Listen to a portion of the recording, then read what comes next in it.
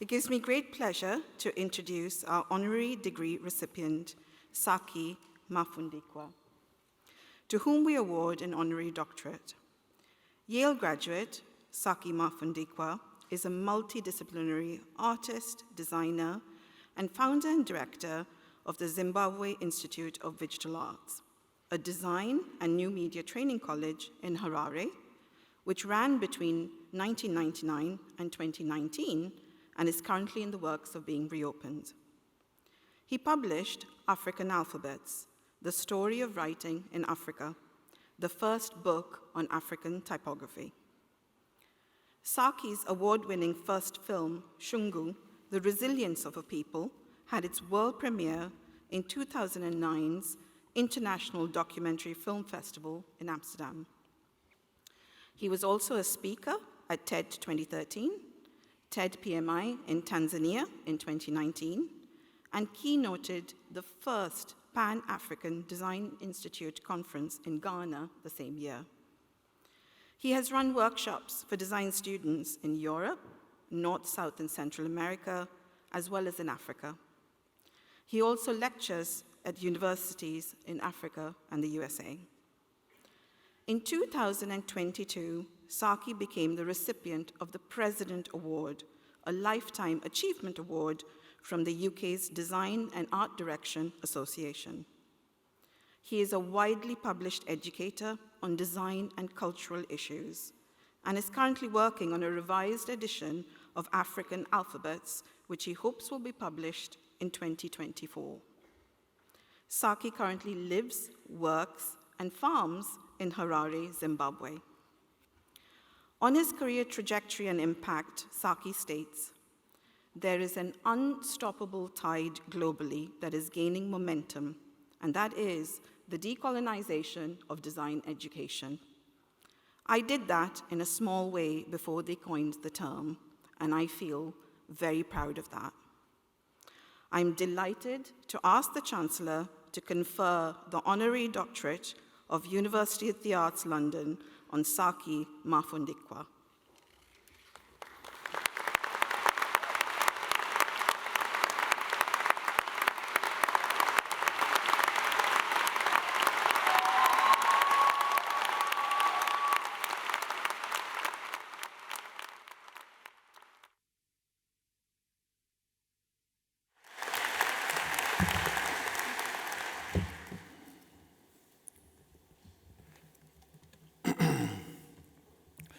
It is with much joy and gratitude that I stand before you this morning.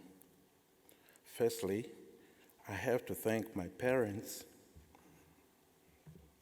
Babana Mai Mafundikwa, who upon realizing that I was born with an artistic talent, nurtured and encouraged it. I started drawing before I went to grade school, and my father, a school teacher, bought me drawing pads, crayons, and pencils. Soon I was being referred to as the artist of the family, and I was proud that what I did had a label. The rest, as they say, is history. Secondly, I want to thank the President, the Chancellor, the Vice Chancellor, the trustees, and the top brass at UAL for conferring this amazing honor, this honorary doctorate on me. I am truly grateful. But I reserve the biggest gratitude for Rebecca Wright, the Dean of Academic Programs at Central St. Martin's, who nominated me for this honor. She heard me speak at a design conference in Cape Town a decade and a half ago and was so impressed that she followed my journey running the school I founded in Harare, the Zimbabwe Institute of Digital Arts, ZIVA.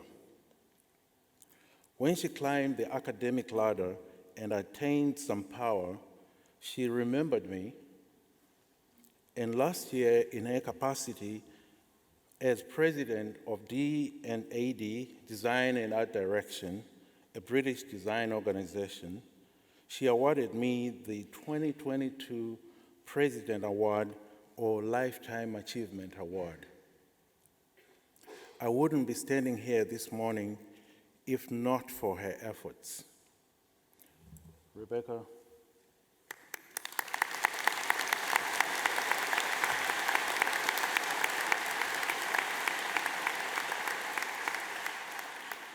When I left the then British colony of Rhodesia at the height of our liberation struggle in 1978, I never imagined that I would end up at Yale School of Art, one of the top design schools in the world, being taught by the icons of the day, Paul Rand, Bradbury Thompson, Armin Hoffman, Alvin Eisenman, Chris Pullman, Edward Tufte, and Inga Drakray, who brought the Swiss School of Design to the United States.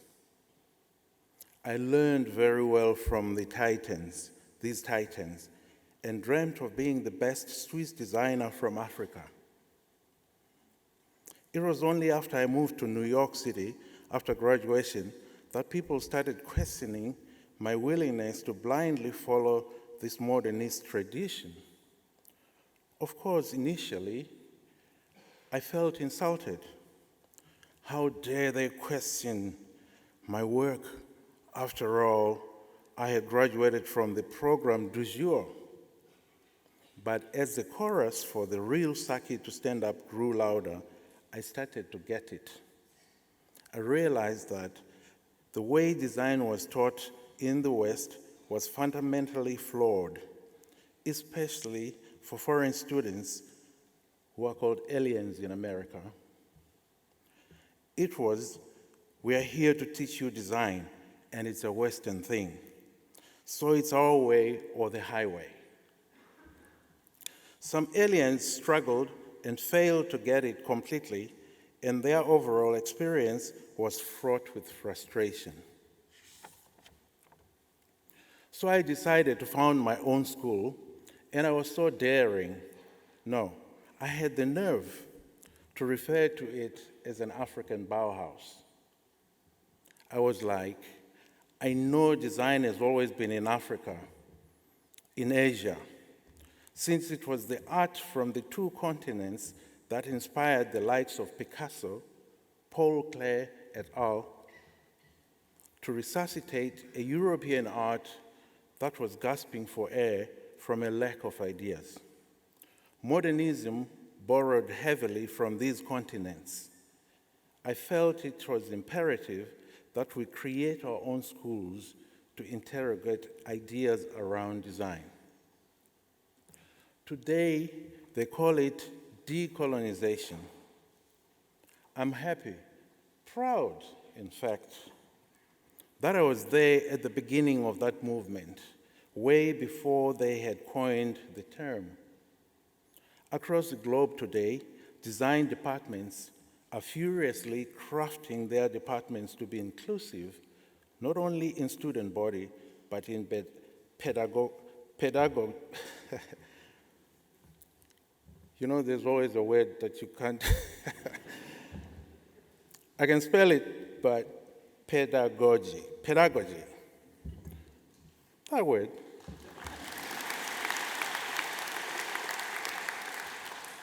In conclusion, I want to congratulate the graduating classes.